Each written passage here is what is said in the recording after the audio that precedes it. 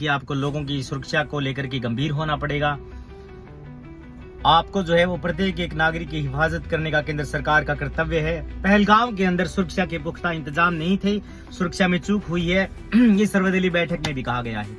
लेकिन आपने उस एक्शन की रिएक्शन को लेकर के क्या एक्शन लिए?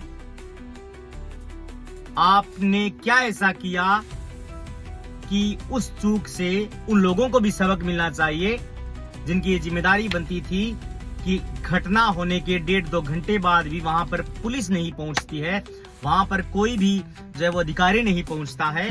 तो ये सबसे बड़ी फेलियर है।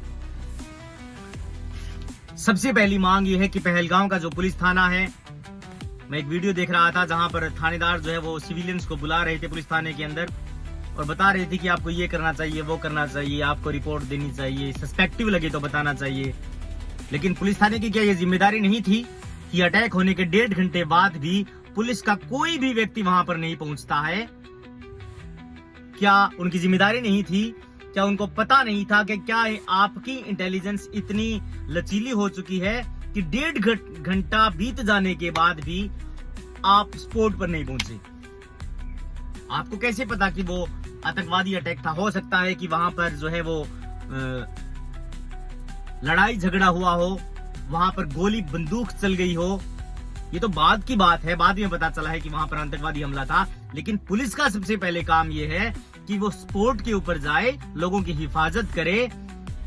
पूरा पुलिस थाना सस्पेंड होना चाहिए। पहलगाम का जो 1.5 घंटा बीत जाने के बाद भी खामोश रहा, जो देखने के बाद भी जिसने नजरअंदाज किया, उसके लिए आपका क्या एक्शन है साहब? आपकी इंटेलिजेंस फेलियर कैसी होगी पहलगाम की?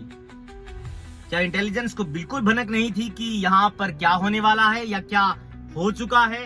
मान लीजिए आपके पास जो है वो कोई जानकारी नहीं थी, आपके पास अटैक की कोई इन्फॉर्म नहीं थी, लेकिन घटना होने के 1.5 घंटे बाद विनय नरवाल की बहन ये कहती है कि अगर आप पहुंचते, कोई भी वहां पर पहुंचता 1.5 घंटा तक, तो मेरा भाई आज जीवित होता। आप उस बात को कवर अप करने के लिए क्या स्टेटमेंट दे पाओगे? क्या एक्शन ले पाओगे आप? पूरा पुलिस थाना सस्पेंड करिए सर।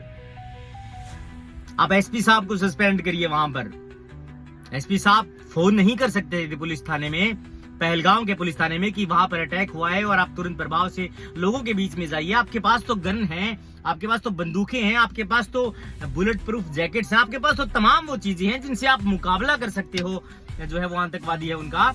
अगर 28 लोगों के पास बंदूक होती तो क्या आतंकवादी एक भी नहीं मारा जाता? ऐसा हो सकता है क्या? लेकिन उनके पास बंदूकें नहीं थी। हम ये नहीं कहते कि प्रत्येक एक व्यक्ति को आप बंदूक उपलब्ध कराइए, लेकिन आप जो बंदूक वाले आदमी हैं, अपने सरकार के, पुलिस के गार्ड्स हैं, आप उनको तो वहां पर खड़ा करिए साहब, जो वहां पर आतंकियों का मुकाबला कर सकें। आपकी जो खाकी वर्दी है, आप उसके हाथ में बंदूक है, आप उसको वहां पर खड़ा नहीं कर रहे हैं। समझ से परे ये बात है कि पहलगाम अटैक होने के बाद भी पुलिस थाना खामोश रहता है, पुलिस थाना वहां पर मौजूद नहीं होता।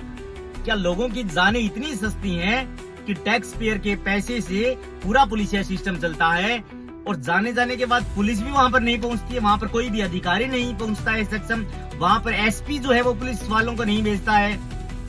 कमाल है। आपकी इंटेलिजेंस इतनी लचीली, इतनी कमजोर कैसे हो सकती है? मैं पूरे पुलिस थाने को लेकर के, कोई भी मीडिया का पर्सन ये नहीं बोल रहा है कि पुलिस थाना जो है वो पहलगाम का बिल्कुल सस्पेंड होना चाहिए। उनकी जिम्मेदारी बनती है। अगर वो ठीक से ड्यूटी नहीं करते हैं तो ये काम है वहां के एसपी को, वहां के सीआई को आप तुरंत प्रभाव से बर्खास्त करिए। क्या एक्शन लिया है वहां की सरकार ने? चाहे वो पीडीपी को लेकर के हो, चाहे वो भारतीय जनता पार्टी को लेकर के हो, चाहे वो किसी भी उच्च अधिकारी को लेकर के हो, उनका काम बनता था ये। फुटेज आप देख सकते हैं, गोलियां चल रही हैं पहलगाम पुलिस थाने में भी किसी ने इन्फॉर्म किया होगा, मीडिया में उन्होंने देखा होगा। क्यों नहीं पहुंचे वहां पर पुलिस वाले? सवाल ये बनता है।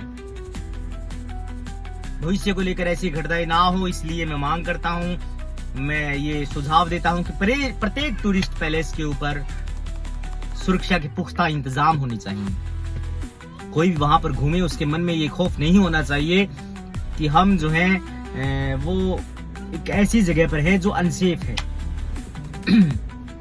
थैंक यू दोस्तों।